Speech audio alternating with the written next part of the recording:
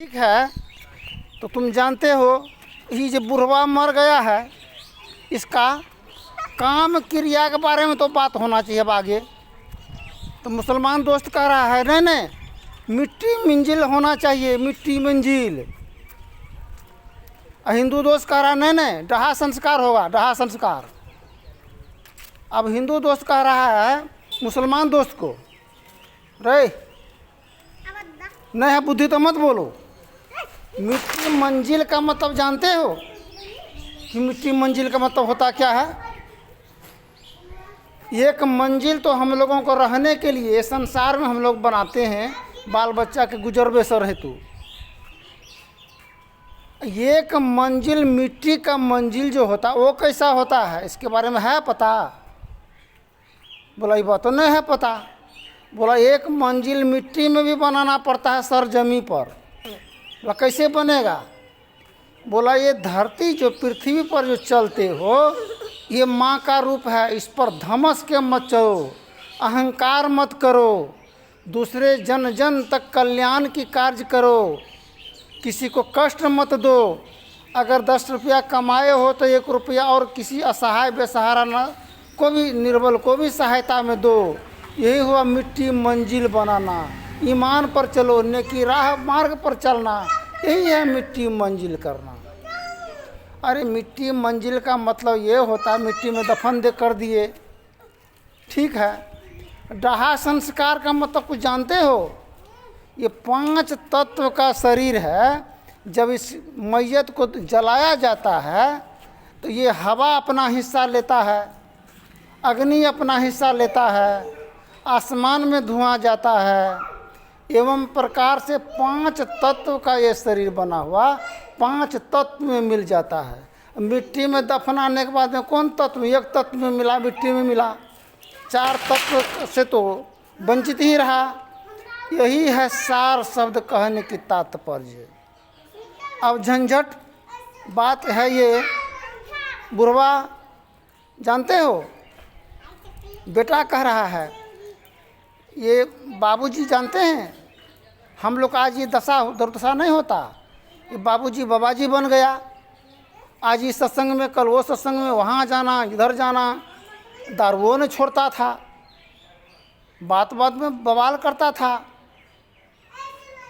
इस कोई बात अगर माँ कहे तो डेंगा देता था माँ को, इसलिए समस्या हुआ है। ये कम बदमस्त नहीं था। आज पुतहू आई घर में, ये मेरी माँ पुतहू को भी बढ़ा चढ़ा करके हेडमास्टर नहीं बना दिया कि मेरा बाबूजी, हमारा घर वाला ऐसा ऐसा किया, वैसा किया।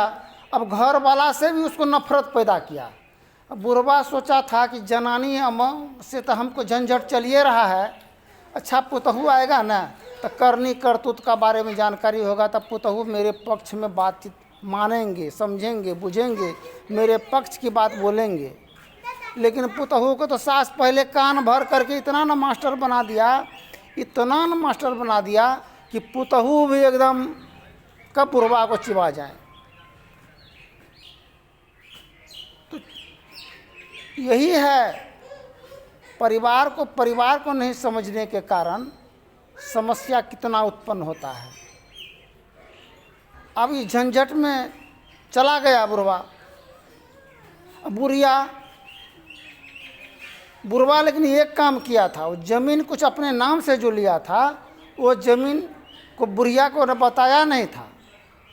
अब कुछ ज़मीन बुढ़ियों के नाम से दे दिया। अब पंच तो फैसला किया कि नहीं, अब नाजायज औलाद का बच्चा है तो अपना तुम जानो। उस बुढ़िया का जो हक ज़मीन जो था वो नाजायज औलाद के साथ में वो रहने लगा, और इधर अपना हिसाब किताब के साथ में सब परिवार एक साथ में चलने लगा। तो बुढ़वा एक काम और भी किया था। जब ये पुतहों से पटरी नहीं बैठता था तो वो बेटा को सामर्थ्य बनाने के लिए उसके तरफ भी पक्ष दिया, उसको भी सामर्थ्यमान बना दिया, मालिक बनाया बेटा को। अब बेटा का चार्ज लिया पुतहू, चार्ज लेकर के पुतहु क्या किया, माँ को, परिवार को, भाई को, बंधु को, सभी को तिरस्कारित व्यवस्था विचार जब होने लगा तो घर में अंधकार मच गया, जलजला मच गया, कहर मचने लगा, बरसने लगा आग। यही आग लगी आकाश में, जरी जरी गिरा अंगार, संत नहीं होते जगत में, जल जाता संसार।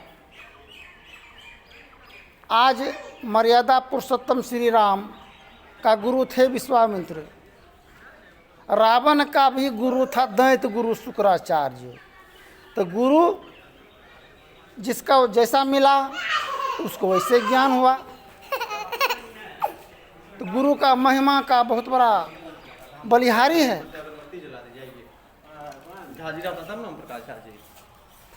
तो ये कह रहा है, अब पुतहु पुतहु में झंझट हुआ तो घर वाला कहता है अपने धर्म पत्नी को कि देखो तुम बहुत खेल खेल रहे हो घर में, तुम तो दूसरा बाप का जन्मा हुआ औलाद मेरे घर में हम लाए हैं, मेरा पिताजी लाया है। ये बाद बाकी बेटा बेटी जो भी परिजन वो तो मेरा कुल वंश का है अंश। तो जितना ममता और मोह प्रेम का हमको होगा तो तुमको तो नहीं होगा। बोलिए, तुम तो अकेले के बारे में, नहर के बारे में सोचोगे।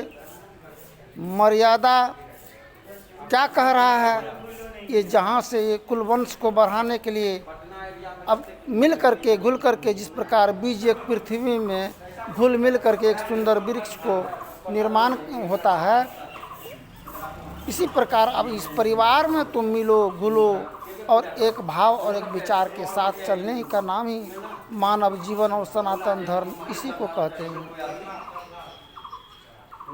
आज जब स्त्री पुरुष का चलता है शोध प्रतिशोध, तो स्त्री का बाण जब चलता है तो 50 कोस तक जो है, एक के बाण 50 कोस दूरी तक उसका रथ को पहुंचा देता है। उसका बाण जब पुरुष का चलता है तब बहुत मुश्किल से 1 इंची भी टस मस नहीं होता है। स्त्री के बाण में वह पावर है कि 50 कोस तक रथ पुरुष का पीछे आगे कर दे, पीछे कर देता है। इसी ज्ञान को जानने के लिए स्त्रिया चरित्र रहस्य के संबंध में ही बता रहे हैं। स्त्री कह रही है पुरुष को, तोर माथा भागलो लोरही के तरह, सिलपट मैदान कोनो धार छो तोरा लोरही में। मर्द कह रहा है कि हमरा माथा सिलपट भाग ले लोरही के समान, तो तोरे सिल्ला में धार कहाँ छो, हैं तोरो तो सिलपट्टे मैदान छो। अगर बुद्धि रहती हो, विचार रहती हो, तो बाल बच्चा परिवार के साथ में मिली जुली के चलती हैं। देखे छियो गोतनियों के बच्चा से तू अनफिट करे चाहिए, अपनो देवर से अनफिट, घरों वाला से अनफिट, अब बापो माँ से अनफिट। तो बोल कौन क्लास में पढ़ लिए तू? तो बीए पास करने में लगता है 20 वर्ष, अब बीवी पास करने में लगता है 30 वर्ष।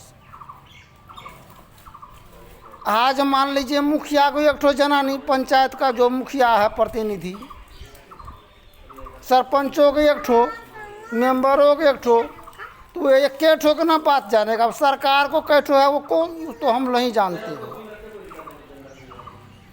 तो ये बीवी क्लास जो पास होगा वही सब कुछ कर सकता है इस संसार में। नमरूद बादशाह अहंकार इतना था, यही चाहता था कि हम सब का मालिक हम हैं, हमारा ही हुकूमत में सब चले। खुदाई दावा और हुकूमत करता दावेदार था वह। बोला हम मार सकते हैं और जिला सकते हैं। नूह अलैहिस्सलाम बोला ए देखो जी, ये सभी पावर खुदा का हुक्म चलता है ये धरती धरातल पर, सारे कायनात पर इस मालिक रब मेहरबान खुदा का हुक्म है। तुम एक तो पुतली के समान हो, कठपुतली के समान हो, जब चाहेगा तब रूह खींच लिया जाएगा। बोला देखो अभी पावर देखोगे, एक आदमी को मंगाया गया और उसको मरवा दिया। और देखा, हम किसी को मार सकते हैं, किसी को जीवित कर सकते हैं। खुदा का उसका कहर बर्दाश्त नहीं हुआ, ऐसा ऐसा मक्खर को भेजा गया जो लहू लुहान कर दिया, काटते काटते नाक में घुस गया।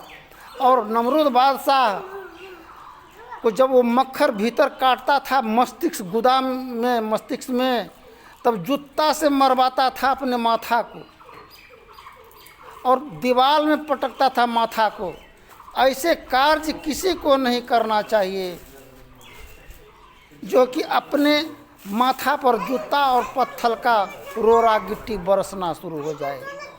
5 साल के लिए राजा बने हैं, चाहे मुखिया बने हैं, चाहे सरपंच बने हैं, 5 साल में ऐसे राज्य को कायम कर दिया जाए ताकि मिट्टी में भी मंजिल बन जाए। धन्यवाद। जय हिंद, जय भारत। फिर आगे के प्रसंग में बोलेंगे।